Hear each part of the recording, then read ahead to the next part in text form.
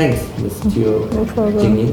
No problem. We've heard a bit about what Gambit is, and Gambit being a platform for research of gaming and allowing. Well, it's also funded by the government MBA and Yes, that's right. together Yes. as a joint venture. You do have a office here in Singapore and in the US as well. That's right. Yes, that's right. So it's actually there's two offices. There's one in Singapore and there's one in MIT actually.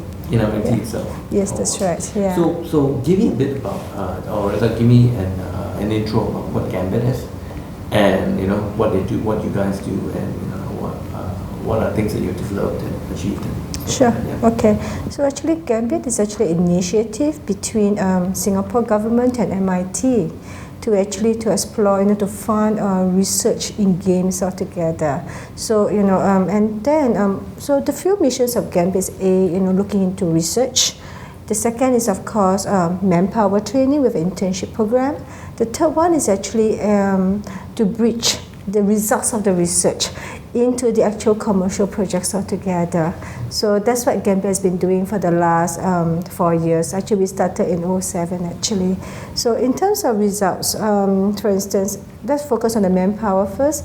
I think we have been pretty well acknowledged by the local games industry because most of the interns that we train have been well received by them. In fact, for those that have been employable, we have actually about 86% that's been employed by the local industry. How many interns do you take in there? About 40 per year, and we take them from various schools. So one thing about the internship program that's interesting, we take them from polytechnics, we take them from universities, we take them from design schools. From all kinds of disciplines? From all kinds of disciplines. In fact, we do not select them by grades, we select them by portfolio. So all of them has to go through a portfolio test. So if you're an artist, they'll have to show you there's a portfolio, of course. If you're a programmer, there's a portfolio test. There's a programming test, actually. Right, okay. And we assemble them in terms of what the actual game group will be. So there'll be artists, programmers, designers in a production group, actually.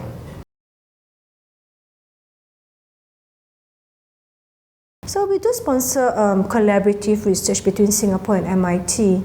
And the research we actually sponsor on is actually not just technical, because games is not just technical. It can be design, it can be artistic, it can be technology. So for instance, we sponsored research on flocking, for instance. It's an algorithm on how things flock together.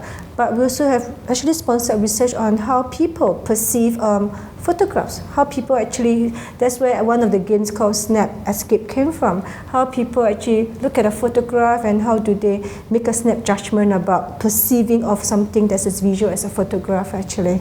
And of course, there's also games design research. We would try to see how can we bridge the research into a commercial game, and we've been working closely with the researchers on that. Yeah. Right, okay. Who do you work with as research? For instance, we definitely work closely. My US side work closely with the MIT branches, of course.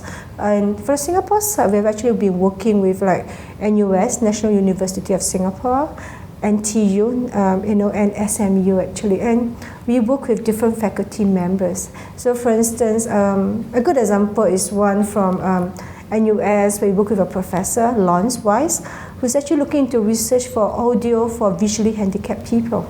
And we actually created a prototype of a game called Audio Odyssey, where whether you are visually handicapped or you are normal, you actually can play together. Right. Okay. Yeah. So this is an example of type of research that we do actually. So Gambit. I guess main thing is that we would like to say that the outputs of our research are games. Mm-hmm. As simple as that. The best way to illustrate the output of the research is actually a final product altogether. And it's also important because ultimately, research in its raw form, especially for the researchers, they may not understand how what they have built can be created in a game. So what Gambit does is to work closely with the researchers to see how we can transform their research into a final product that can be launched, because ultimately games is all about user inputs. So we need people to actually test what we actually have built.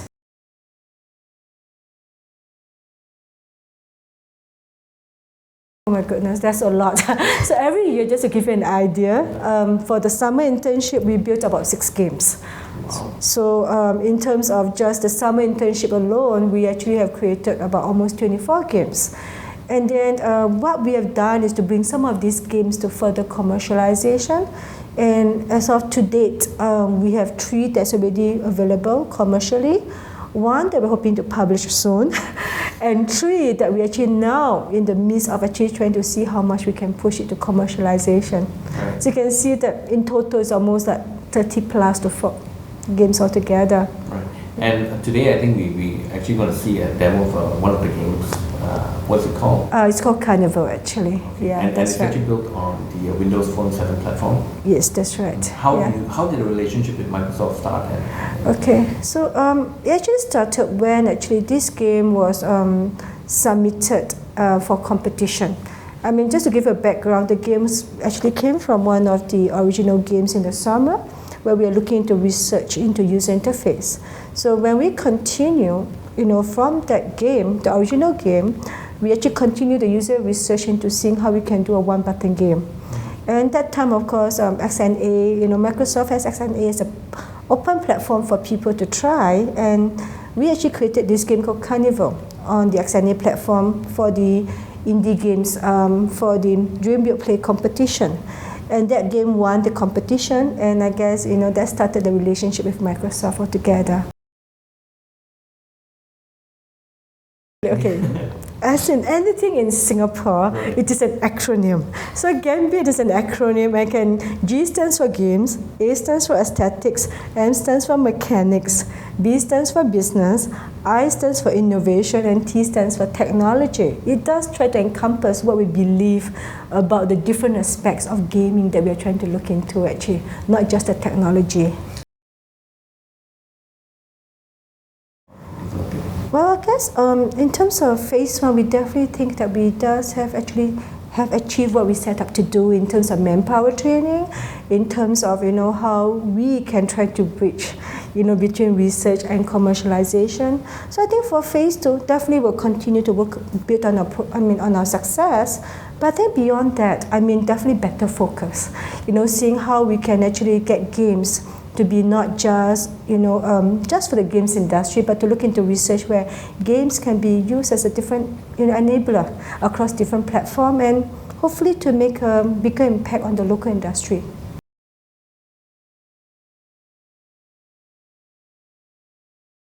Oh yes, you can go to our website, gambit.mit.edu. We can provide you the link with that too, actually, yeah. Okay, over to you, Jing Ying. You are the producer. Yeah, producer of Carnival Showtime. Okay, what do you do as a producer? My role as a producer is to coordinate my team members and make sure that they follow the schedule and get their things done on time. So if there's any problems that they need to raise up, I'll be there to help them as well. So any other external. For Carnival Showtime, it's a special case because I need to deal with Microsoft as well. So I'm the main liaison person with actually the producer from Microsoft US. So he and I will actually share information. We exchange a lot of emails to get updates from each other's side for Carnival Showtime. And how big is your team? Around 7. Yeah, we have programmers, artists, designers, the audio designer, and also quality assurance testers. Yeah. Okay, Carnival Showtime is actually a vertical-based physics platform game where the players will play the role of Slinky.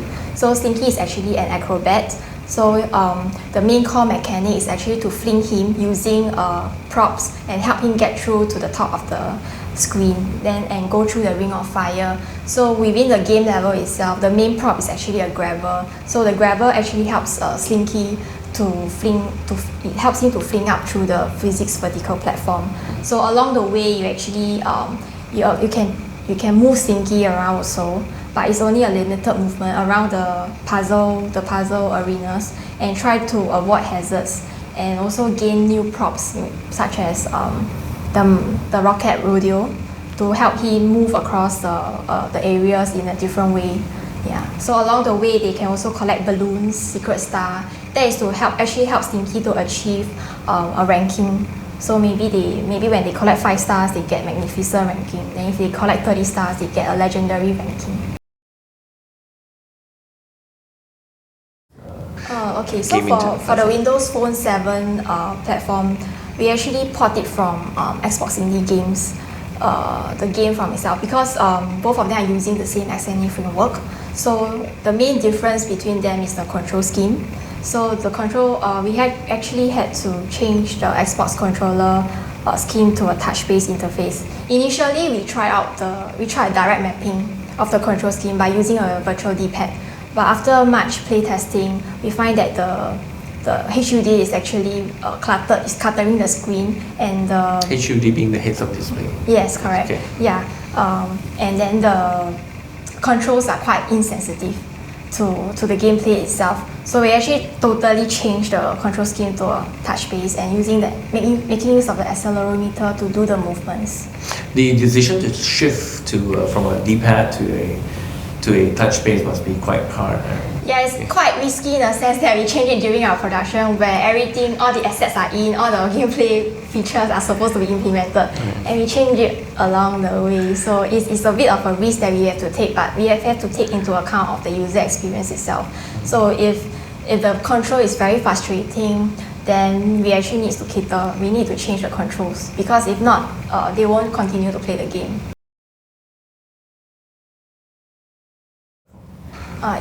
For developing the Windows Phone 7 platform, initially, because we are developing on a new platform, so we are getting a lot of updates from Microsoft side. We need to constantly update the documents, the OS, the framework, everything. So a lot of testing is needed for that, because once they update the SDK, we actually need to test the stability of the game. Yeah, and because this is a quite relatively new platform, a lot of questions are not really answered from the developer's point of view. So we actually pose a lot of questions to the Microsoft team, and they actually have a specific developer support group to help the developers with their problems and their queries. And they actually been very helpful, because we actually post like one day several emails to them to help us solve the questions that we have and our problems in terms of the technical or design problems. Yeah. So is it hard for you to move from a console platform to a Windows Phone 7 platform? In terms of design, or in terms of design, gameplay, leveling? In terms of design, because we didn't change the core mechanic itself, means the flinging of the character up on a physics-based vertical platform. But in terms of technical, there is some challenges, because we need to upgrade our framework. So for instance, in the Xbox Indie Games, we are actually using XNA 3.0 version. But for the Windows Phone 7, we actually need to use XNA 4.0 version. And in between these two versions, there's actually quite a big change in terms of the code structure. Yeah, even the physics itself, we also need to change it. So our programmers actually did an evaluation of how much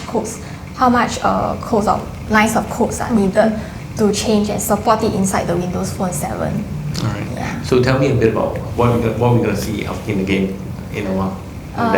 You'll be able to see, of course, the core mechanic itself, and you'll be able to see you can see all the props that we have it, like the rocket rodeo, the hazards, and even the grabber, and the mechanic of like spinning Slinky around.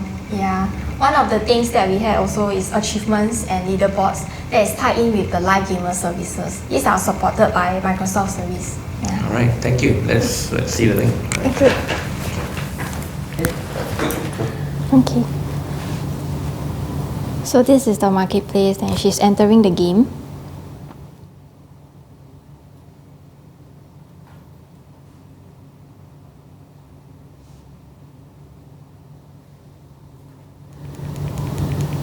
It loads from the marketplace? Yes, we can buy directly from the marketplace. Yes. So this is the main menu screen, and this is the world map, where you can select all your levels. So we are actually entering the most basic level, where we introduce the core mechanic of flinging Slinky in the game. Okay, so what you can see now is she's actually aiming where to shoot up the Slinky.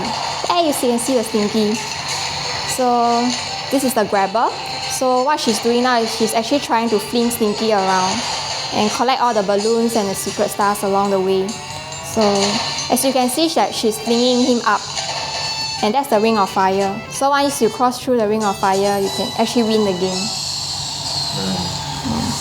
What are some of the achievements that you can get? Some of the achievements you can get is you have to collect all the balloons from all the levels, and you can get one achievement. Or you have to also like within one level you have to win the level within a limited amount of time. That's also one achievement. Show me the hardest level. Oh, the hardest level. Show me the first level. Okay, sure. So there's another prop which is similar to the grabber, but it's a rocket rodeo.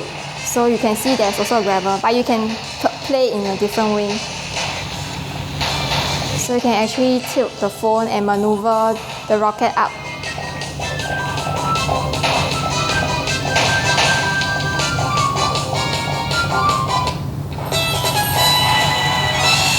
How many different types of gameplays are there? Pardon?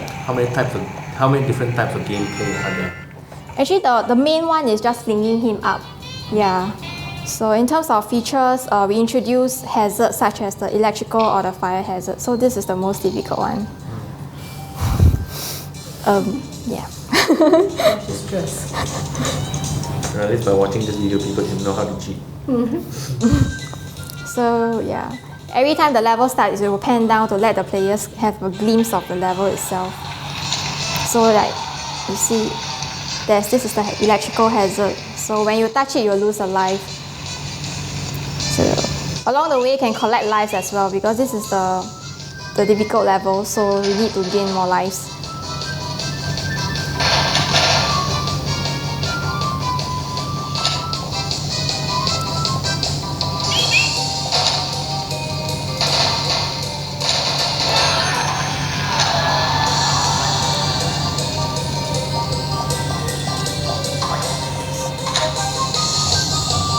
So the game is also like a maze itself. So if you are going to the wrong way, you need to also try to maneuver back to the correct direction where you want Slinky to go. This is another prop where it's an accelerator. It actually pushes Slinky off.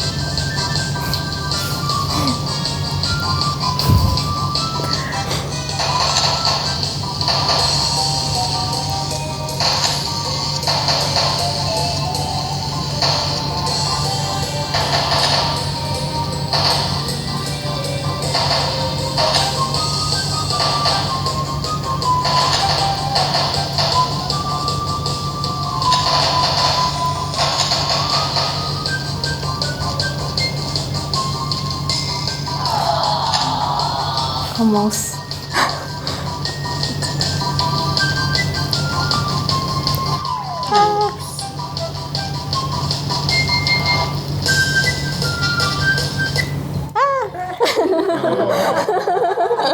Okay. That's at the last moment. Just almost there. It's not easy. Yeah. That's why it's the hardest level. Yeah, it's the hardest level. Wow.